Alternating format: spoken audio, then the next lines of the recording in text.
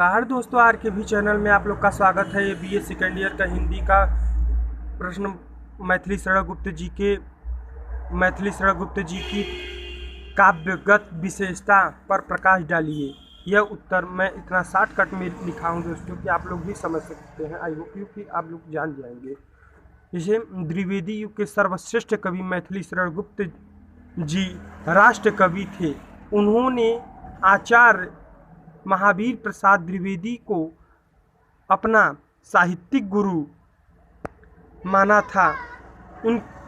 उनकी प्रेरणा से संकेत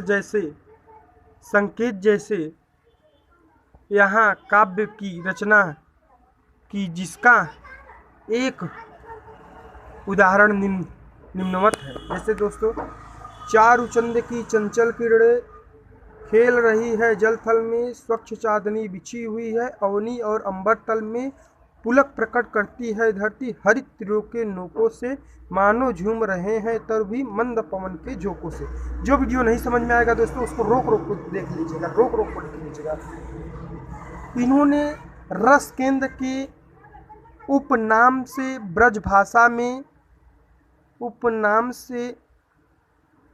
भाषा में कविता लिखी है। बाद में द्विवेदी जी के कहने से खड़ी बोली में रचना लिखने लगे।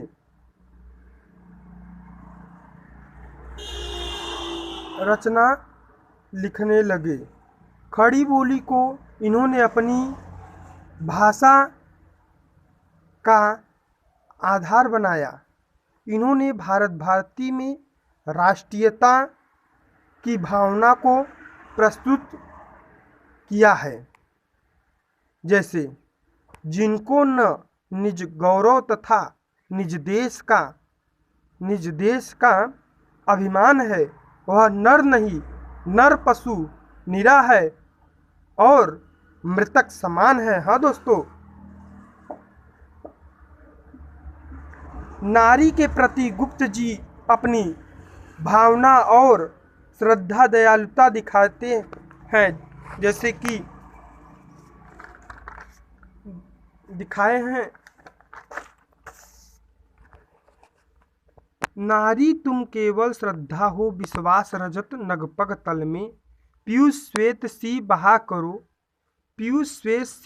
करो। नारी तुम केवल श्रद्धा हो विश्वास रजत नगपग तल में, पीयूष श्वेत सी बहा करो जीवन के सुंदर समतल में। संकेत में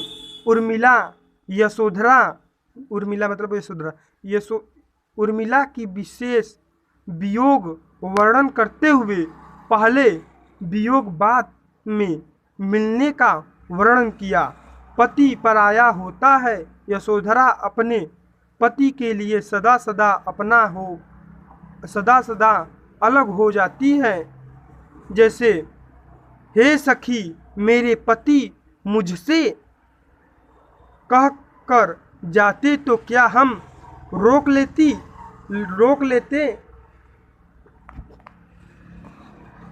उनका विचार था कलाकार का उद्देश्य केवल मनोरंजन नहीं होता है, बल्कि उसकी कला में लोगों के कल्याण की भावना होनी चाहिए। हाँ दोस्तों, केवल मनोरंजन न कवि का मर्म होना चाहिए। केवल मनोरंजन न कवि का मर्म होना चाहिए, उसमें उचित उपदेश का भी मर्म होना चाहिए।